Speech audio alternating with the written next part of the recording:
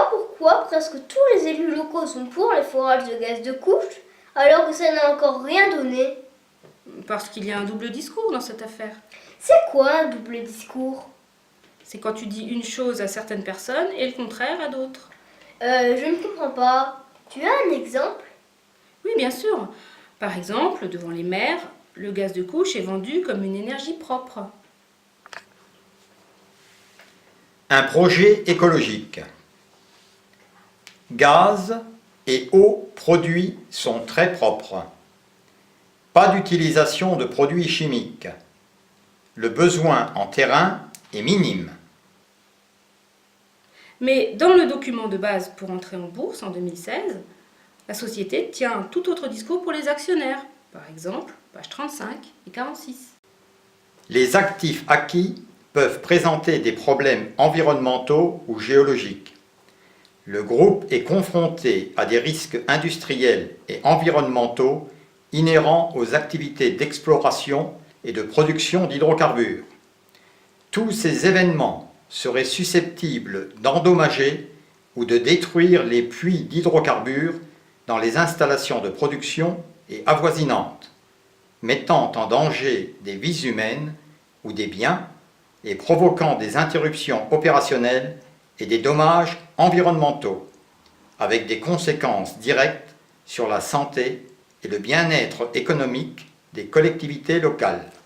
Autre exemple encore, les maires, les journalistes ou les simples citoyens entendent que les nappes phréatiques sont protégées, qu'il y a un système de triple tubage, que tout est sécurisé. Mais le document de base pour l'entrée en bourse dit encore tout autre chose, page 47. Les activités d'exploration et d'exploitation du gaz naturel du groupe pourraient également mettre en danger les ressources hydriques et la qualité du sous-sol, particulièrement dans le cas de déversement d'hydrocarbures dans les nappes phréatiques ou le sous-sol.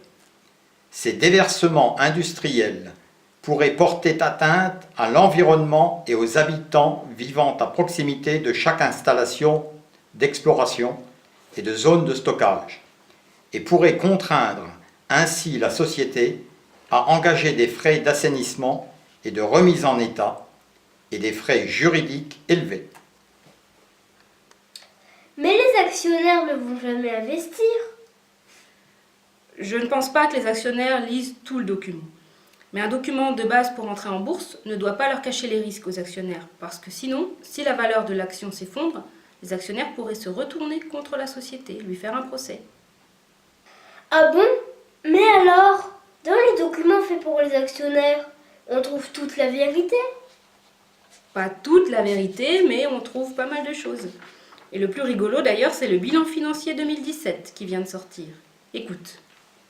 Le groupe ne peut pas garantir que sa valeur actualisée nette réelle, ses charges d'exploitation et ses bénéfices, entre autres, ne seront pas nettement différents des estimations formulées dans le document de base publié à l'occasion de l'introduction en bourse de la société ou repris dans son rapport financier annuel.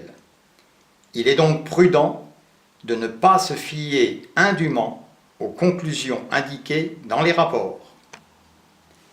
L'activité du groupe dépend de l'analyse des données géologiques et des évaluations décrivant les réserves et ressources potentielles ou identifiées qui sont fondamentalement incertaines et peuvent s'avérer inexactes. En outre, les estimations de gaz naturel fournies pour les projets en Lorraine portent également sur des ressources potentielles. Contrairement aux réserves et ressources de gaz naturel, il n'y a aucune certitude qu'une partie de ces ressources potentielles soit découverte. La production, le chiffre d'affaires et les dépenses réelles du groupe liées à ces réserves et ressources de gaz naturel seront probablement différents des estimations. On trouve les résultats du test de la Chambre dans ce bilan financier 2017? Parce que bon, on n'en sait toujours pas... on n'en sait toujours rien. Tu sais que le forage a rencontré des problèmes, des pannes, des zones géologiques difficiles à traverser. Il a d'abord rencontré une faille où l'eau s'est engouffrée. Ensuite, la veine de charbon était interrompue de grès. Le trou était instable parce que le charbon était plus fracturé que prévu, ce qui fait qu'ils n'ont pas pu forer des drains aussi longs que voulu, mais ils ont dû en forer plus. Sans compter les pannes de la foreuse. Bilan, un retard de 55 jours par rapport au programme initial et un procès avec Anthropos Drilling à propos de l'allocation de la foreuse. Comment tu sais ça? Grâce à l'Adréal et au comité de suivi. Au moins, ça sert à ça. Pourtant, on lit partout dans la presse que ce puits a été un succès. Oui, parce que la presse reprend tout simplement les communiqués de la société. Forbach, France, 6 février 2017. La Française de l'énergie est heureuse d'annoncer que le puits CBR1, foré sur la commune de la Chambre en Moselle, a confirmé son premier objectif, situé à 1080 mètres de profondeur. La veine gamma, veine 15, d'épaisseur verticale de 11 mètres. Les analyses effectuées sur les carottes révèlent un excellent contenu en gaz, supérieur à 10 mètres cubes la tonne. L'analyse pétrographique des carottes, en surface, confirme la présence d'un réseau de fractures naturelles développé, caractéristique du charbon lorrain. Mais c'est très bien ça! Non, en fait, ce forage n'a apporté aucune connaissance. Le charbon est fracturé, la teneur en gaz du charbon est de plus de 10 mètres cubes la tonne, mais ça on le sait depuis des décennies. Par contre, sortir ce gaz du sol, ça c'est plus compliqué. Alors ils ne peuvent pas produire? Pas pour l'instant. Et pourtant, depuis des années, ils annoncent la mise en production pour l'année suivante. Agence France Presse, 12 juillet 2008.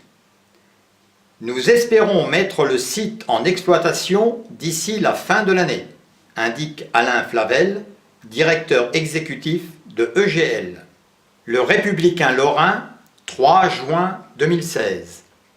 Mise en production du premier puits courant 2017. AFP, 24 mai 2016.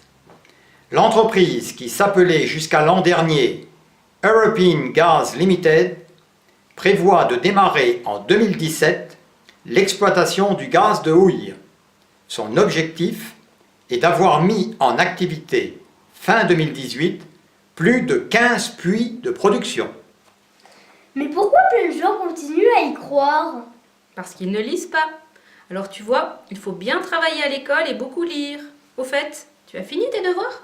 Non, mais je cours les faire. Je veux développer mon esprit critique, moi.